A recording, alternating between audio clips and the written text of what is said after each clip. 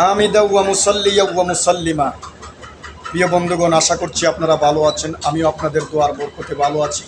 এই মুহূর্তে আপনাদের সামনে একটি গুরুত্বপূর্ণ টপিক নিয়ে আলোচনা করতে যাচ্ছি, আর সেটি হচ্ছে সম্প্রতি সোহরাওয়ার্দী উদ্যানে সিরাত মাহফিলের আমাদের কিছু বন্ধুবান্ধব, আমাদের কিছু ভাইয়েরা চেয়ারে বসে নামাজ আদায় করেছেন। এ নিয়ে সোশ্যাল মিডিয়া সহ অন্যান্য বিভিন্ন প্ল্যাটফর্মে আলোচনা সমালোচনার ঝড় হয়ে যাচ্ছে। এ বিষয়ে কিছু আলোচনা করার চেষ্টা করব আমার তৌফিক ইল্লা বিল্লাহ। প্রিয় বন্ধুগণ, মামুলি কারণে, কোনো সাধারণ কারণে, সাধারণ অজরের কারণে, সাধারণ রোগের কারণে চেয়ারে বসে নামাজ পড়ার কোনো বিধান নেই। চেয়ারে বসে নামাজ পড়া যায় নেই।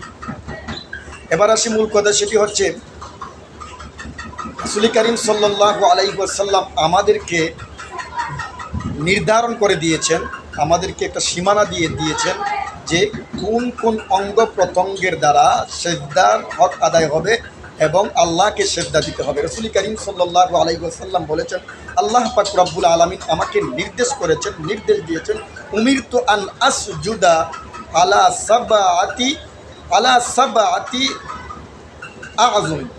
রাসূল করিম সাল্লাল্লাহু আলাইহি ওয়াসাল্লাম রাসূল করিম সাল্লাল্লাহু আলাইহি ওয়াসাল্লামকে রব্বুল আলামিন নির্দেশ দিয়েছেন 7টি অঙ্গ প্রত্যঙ্গের মাধ্যমে সেজদা দিতে হবে।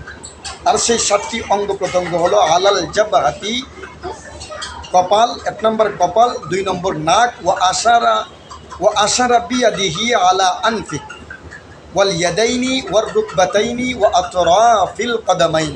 রাসূল করিম সাল্লাল্লাহু আলাইহি ওয়াসাল্লাম এসব অঙ্গ প্রত্যঙ্গ দিয়ে কপাল, নাক, হাত, হাঁটু, 2 হাঁটু এবং পায়ের আঙ্গুলির মাধ্যমে রব্বুল আলামিনকে সেজদা দিতে আমাদেরকে বলেছেন, নির্দেশ দিয়েছেন রাসূল করিম সাল্লাল্লাহু আলাইহি ওয়াসাল্লামের মাধ্যমে। তাছাড়া আরেকটা হাদিস যদি আমরা দেখি, বুখারীর হাদিস 117 নম্বর হাদিস, রাসূল করিম সাল্লাল্লাহু আলাইহি ওয়াসাল্লামের এক জলিলুল কদর সাহাবী ইমরান ইবনে হুসাইন রাদিয়াল্লাহু তাআলা আনহু বলেন, আমি রাসূল করিম সাল্লাল্লাহু আলাইহি ওয়াসাল্লামকে প্রশ্ন করলাম, ফাসআলতুন নবিয়্য সাল্লাল্লাহু আলাইহি ওয়াসাল্লাম আনিস সালাহ। তিনি বলেন, আমি অসুস্থ ছিলাম, অর্শরোগী ব্যক্তি ছিলাম, রাসূলকে জিজ্ঞাসা করলাম, রাসূল নামাজ কিভাবে পড়তে হবে? নবীজি বললেন, সল্লি কাইমান, তুমি দাঁড়িয়ে নামাজ আদায় করতে হবে। ফাইল্লাম তাস্তাতি, যদি তুমি দাঁড়িয়ে নামাজ পড়তে অক্ষম হও, তাহলে তুমি কি করবে? ফাকাইদান, তুমি বসে নামাজ আদায় করবে। ফাইল্লাম তাস্তাতি, যদি তুমি বসে নামাজ পড়তেও সক্ষম না হও, তাহলে তুমি কি করবা? ফালাল জাম, তুমি নামাজ কাত হয়ে শুয়ে ইশারা ইঙ্গিতে নামাজ আদায় করবে। তারপর নামাজ আদায় করতেই হবে, এখানে নামাজেরও গুরুত্ব বোঝানো হচ্ছে। তাছাড়া আমরা বুঝতে পারলাম, এতটুকু হক এবং সীমানা বুঝতে পারলাম যে কতটুকুর জন্য কতটুকু দরকার। অর্থাৎ দাঁড়াতে সক্ষম যতক্ষণ পর্যন্ত আপনি থাকবেন, ততক্ষণ পর্যন্ত আপনার জন্য দাঁড়িয়েই নামাজ আদায় করা এটাই ফরজ। বসতে যতক্ষণ পর্যন্ত আপনি সক্ষম থাকবেন, এই ততদূর পর্যন্ত বসেই নামাজ আদায় করতে হবে, এটাই ফরজ।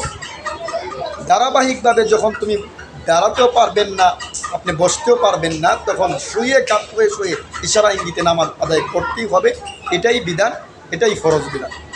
কিন্তু সুস্থ থাকা অবস্থায় মামুলি কারণে, সাধারণ কোনো অজরের কারণে এর থেকে কোনো একটা ফরজ বিধান, কোনো একটা ফরজ বিষয় ছাড়া যাবে না।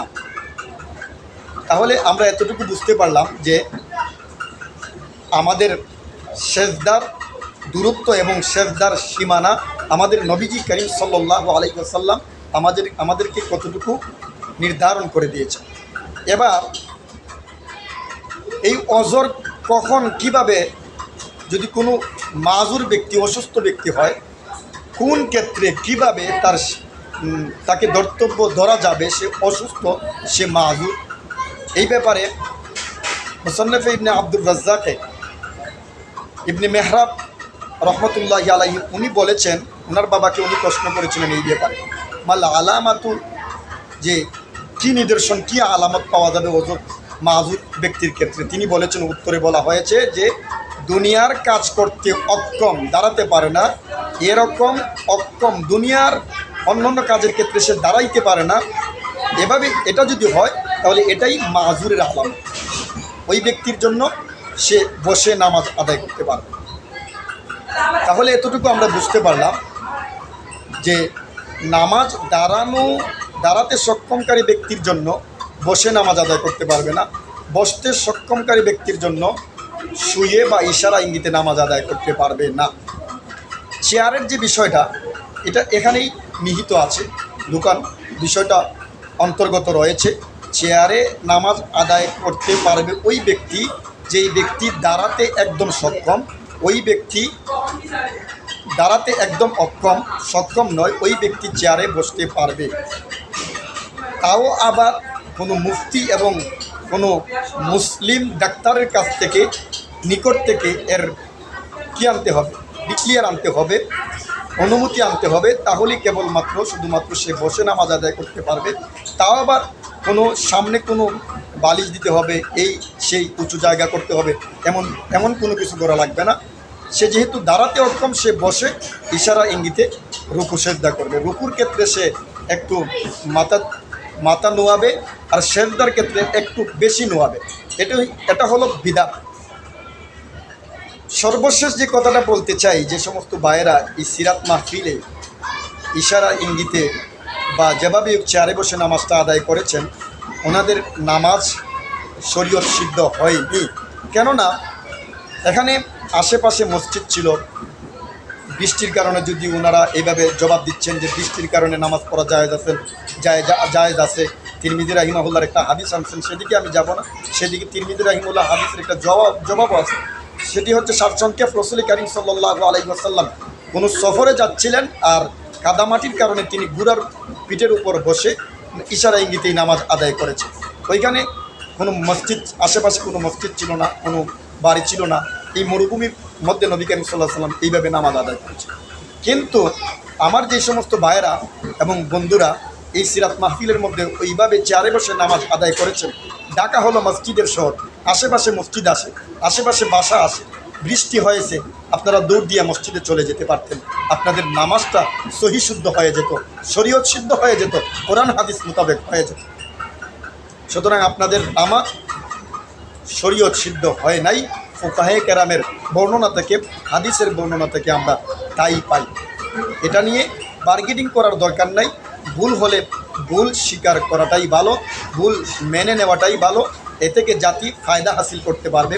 আর যদি একগুঁয়ামি করে এইভাবে বার্গেনিং করা হয়, তাহলে জাতি বিভ্রান্তির মধ্যে পড়বে। বাংলাদেশ জামাত ইসলামকে আমিও ভালোবাসি, তাদের অনেক বড় বড় বক্তাদেরকে আমি মহাব্বত করি, ভালোবাসি, দিল থেকে মহাব্বত করি। সুতরাং এটাকে নিয়ে বার্গেনিং না করাই ভালো। ভুলই সঠিকই, এই দিকে আমাদেরকে যেতে হবে। আল্লাহ পাক রব্বুল আলামিন আমাদেরকে ভুলকে ভুল এবং সঠিককে সঠিক হিসেবে বুঝার তৌফিক দান করুন। আমিন।